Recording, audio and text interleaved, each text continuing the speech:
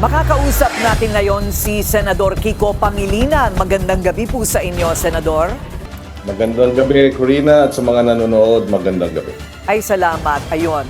So, the question of the day is, legit ba yung naging pagdinig ng Cayetano Block sa flood control scandal kanina? Why or why not? Hindi siya legitimate, bogus siya. Ang ating session nung yesterday, dineklarang all positions vacant. Hindi na chairman ng Blue Ribbon, chairperson ng Blue Ribbon Committee si Senator Pia Cayetano. It is now Senator Erwin Tulfo. So that was a bogus investigation hearing. Wala, halos lahat. Isa lang ata, if I recall correctly, ang staff ng Blue Ribbon office, no, na dumalo. And marami sa mga empleyado ay umuwi na. The Senate presidency at this point, the position is vacant. We declared it so. We had a quorum. It was a unanimous decision of 12 senators to declare all positions, including the position of Senate President vacant. And so the rules, the letter of the rules of the Senate is very specific about this one. Yes, and the memo that was issued by former Senate President Cayetano is likewise void. Ang apela natin sa ating mga nasa Senado, I know yung mga empleyado ay nalalagay sa gitna. But we are meeting with the acting Senate President tomorrow and discuss next steps as to how to secure our proceedings against itong mga illegal and void and bogus acts of the new minority. Ang deklarasyon po ng sinasabing bagong Blue Ribbon Committee Chairman si Erwin Tulfo ay magkakaroon po ng pagdinig ang bagong pamunuan ng Blue Ribbon Committee sa Monday. Matutuloy po ba ito? Yes, definitely.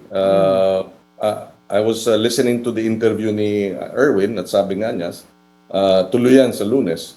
So, Sino po ang mga imbitado na mga tetestigo? Lahat nung na dumalo kanina ay iimbitahin ulit. Kaya nga itong sinasabi nilang nais naming busalan, kaya kami reorganization dahil ayaw namin lumabas ang katotohanan, kalokohan yun. It is a continuing, how do you call it, announcement of lies. Paano po, Sen, kung... Nabaluktot ang katotohanan. No? Hindi totoong takot kaming may ilalabas. Hindi totoong tinitigil na. In fact, meron na ngang partial report. 7 pumirma doon sa partial report ng Blue Ribbon Committee under Senator Ping Lacson. We recommended the filing of charges and recommended placing colleagues in the Senate under preliminary investigation for corruption. But they refused to sign it. Kaya, and of course, yung isa pang kataka-taka, iba ang sinasabi, iba ang ginagawa. Sabi nila, kaya nila nilalabas itong katotohanan dahil galit sila sa corruption. So hindi na nga nila pinipirmahan yung Blue Ribbon Committee report. Pangalawa, ang hinalal nila bilang vice chairpersons ng Blue Ribbon Committee, parehong merong under investigation o kaso ng plunder. So sana ang publiko ay makita na iba yung sinasabi nila, iba yung ginagawa nila. At hindi tama ito. At that is why hiniling natin na magbitiw sa tungkulin after so many violations of our rules and even the Constitution, and yet he refused, and so we, by vote of 12, unanimous, declared the position of Senate presidency and all other elected positions vacant. So in effect, we removed him as Senate President and kinilala na ng Office of the President, kinilala na ng House of Representatives ang leadership ni acting President Win Gatchalian. So sabi ko nga, the writing is on the wall for former Senate President Alan Cayetano. We appeal to to him as he did finally nung bumaba siya sa pwesto bilang Speaker of the House after locking down the House, napilitan na rin siya na bumaba sa pwesto. Sana we appeal to him, yan ang gawin para makapagtrabaho na tayo. Okay, dalawang maikli na lamang po. Tila, pagka hindi po sumipot ang mga iimbitahing mga testigo, like ito pong mga marino, yung 18, ano po ang scenario ninyo sa Lunes? Well, we have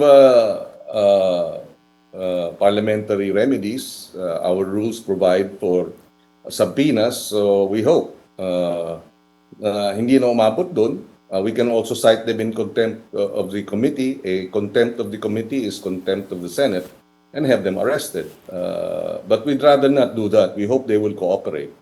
Okay, so do you have other witnesses aside from the 18 Marines, and that thereby you can go ahead and proceed with your hearing? I understand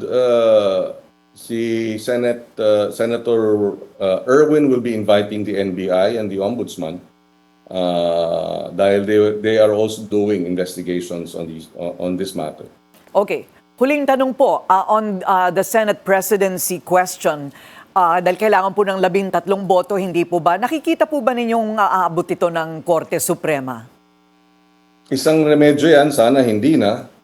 We would rather that this be resolved among the 24 senators or 22 senators. And so we're hoping na may oras pa na magbago ang isip ng ilan nating mga kasamahan. What Ako'y about calling on naniniwala. a special session from the President? That is an option. Pero ako'y naniniwala, si Senator Win Gatchalian, nakatrabaho marami na ngayon ay nasa minority. We were together in the BICAM with Senator Loren ng Finance Committee. They were together many years. Senator Joel Villanueva, Mark Villar, nagtatraba, and I know they will, if you remove itong ibang mga issues, I know acceptable naman talaga sa kanila. Kahit paano, 'di ba? Si Win, who has shown na mahusay na pagpapatakbo ng Finance Committee after the problem of the flood control budget, inaayos niya, transparent, meticulous, hardworking. So we hope that we will all, as they follow, sundin nila yung ginawa po ni Senator Cheese Escudero, who put the institution first. Sana sumunod na sila para magkaroon na tayo ng pagkakataong magtrabaho na ng maayos. Maraming salamat po sa... Our Yes. people don't deserve, hindi dapat ganito. Our people deserve better from the senators. Maraming salamat. Thank you Ganda very na. much, Senator Kiko Pangilinan. Manatiling nakatutok sa Bilyonaryo News Channel. Sumubaybay sa aming social media accounts at mag-subscribe sa aming YouTube channel para sa mga bago at eksklusibong balita.